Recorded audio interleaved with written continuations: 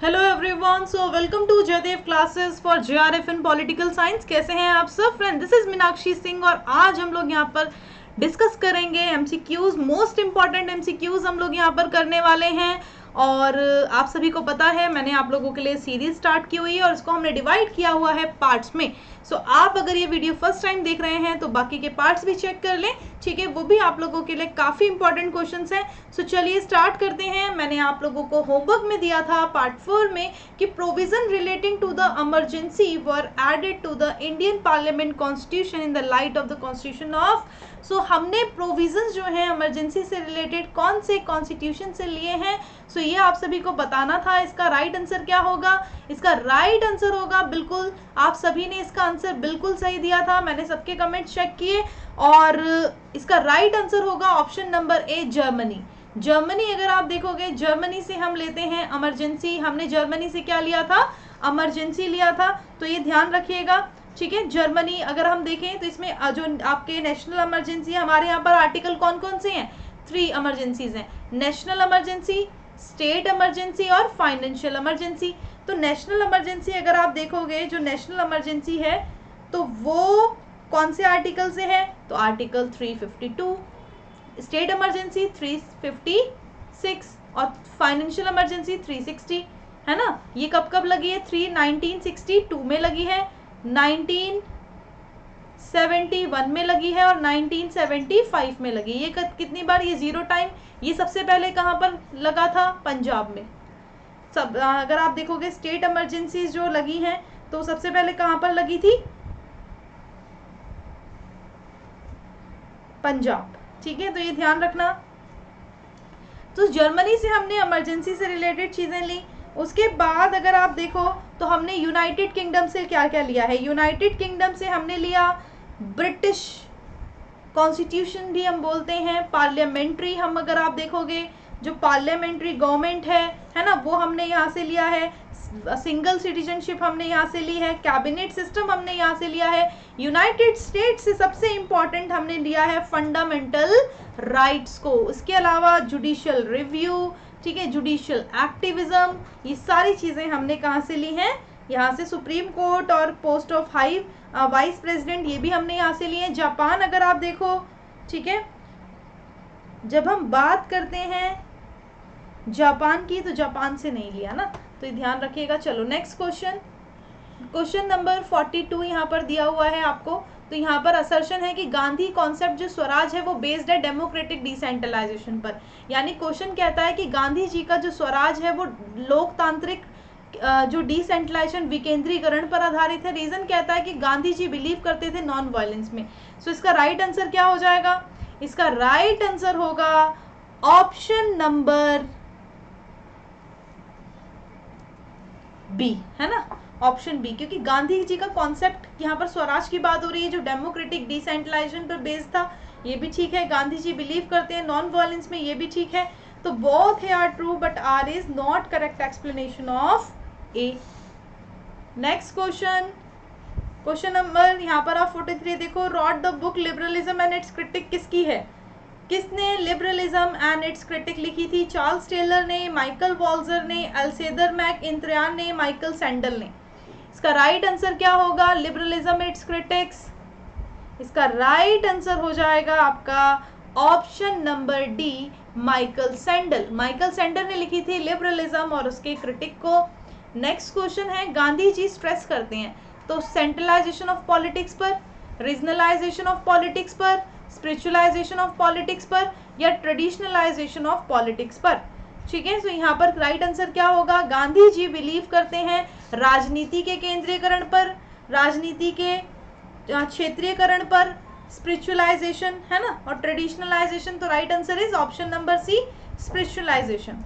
Next question है question number 45। अगर president of India चाहते हैं रिजाइन देना तो वो किसको देंगे, है ना? सबमिट करेंगे अपना रेजोल्यूशन लेटर, किसको? क्या वो चीफ जस्टिस ऑफ इंडिया को देंगे, प्राइम मिनिस्टर को देंगे, वाइस प्रेसिडेंट को देंगे या ऑल ऑफ द अबव? सो इसका राइट आंसर होगा vice president of India. Vice president को हमारे प्रेसिडेंट अपना रिजाइन देंगे, ठीक है? आई होप ये आप लोगों को क्लियर हो गया होगा।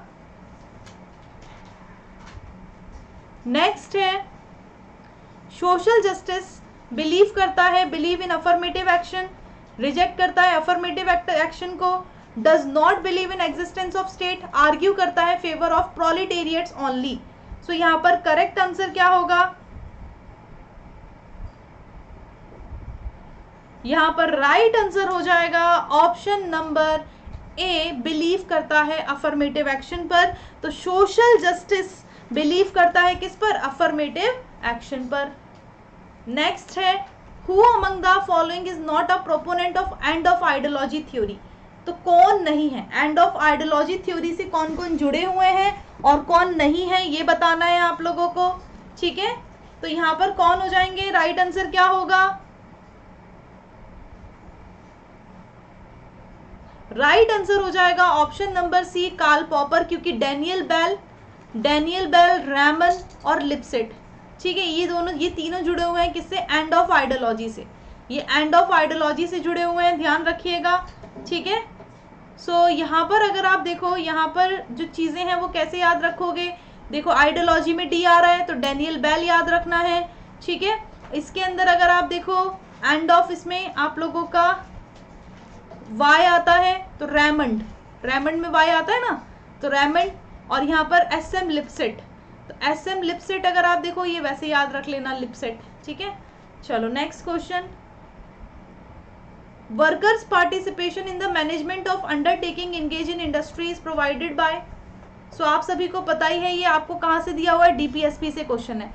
डीपीएसपी का कहाँ से 36 से लेकर 51 तक है, पार्ट कौन सा है, पार्ट 4 है, ठीक है। पार्ट 4 अगर का पार्ट 4 का ए देखोगे तो वो फंडामेंटल ड्यूटीज से रिलेटेड है, 51 के ए में आपका फंडामेंटल ड्यूटीज आप लोगों को दी गई हैं, ठीक है। तो जब हम बात करते हैं कि पार्टिसिपेशन इन मैनेजमेंट, है ना, जब हम बात करते हैं पार्टिसिपेशन इन मैनेजमेंट की, तो यहाँ पर पूछा हुआ है कि आर्टिकल कौन सा होगा, इससे रिलेटेड आपका आर्टिकल कौन सा होगा, है ना। तो हमें पता ही है हमारे आर्टिकल 36 से स्टार्ट होते हैं, किससे स्टार्ट होते हैं, 36 से।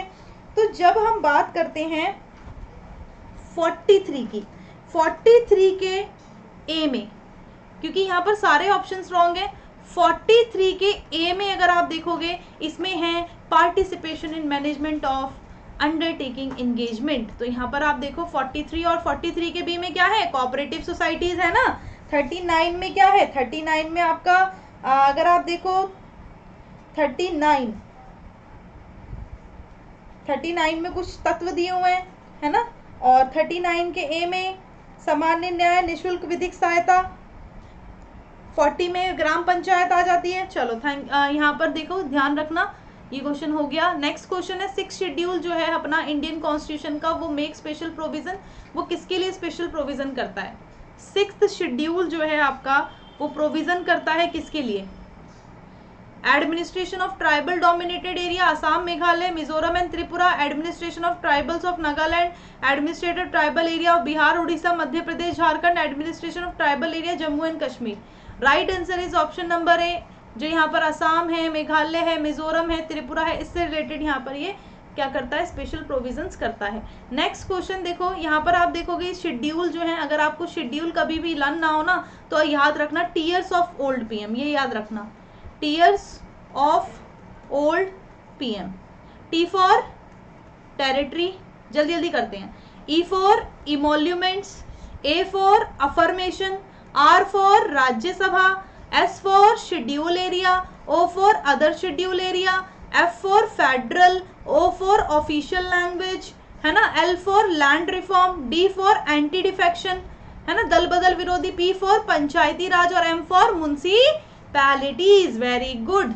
चलो आज का देखो फाइंड द ऑड वन, इनमें से ऑड वन निकालना है आपको कि इसमें से कौन सा ऑड है, ठीक है। सो यहाँ पर राइट देखो, यहाँ पर चिपको मूवमेंट है, साइलेंट वैली कैंपेन है, नर्मदा है और नव निर्माण मूवमेंट। अब आपको लग रहा है कि ये नव निर्माण मूवमेंट आपका अलग है इसमें से, बिल्कुल, वेरी गुड, ये ऑड हो जाएगा। अब ये आप लोगों का होमवर्क का क्वेश्चन है, आर्टिकल्स दिए हुए हैं और आर्टिकल्स को क्या करना है, मैच करना है। आपको चारों ऑप्शंस यहाँ पर दिए हुए हैं। Thank you so much. अगर आप लोगों को ये वीडियो पसंद आई तो जरूर लाइक करके जाइएगा। Thank you, thanks for watching, bye bye to all, thank you.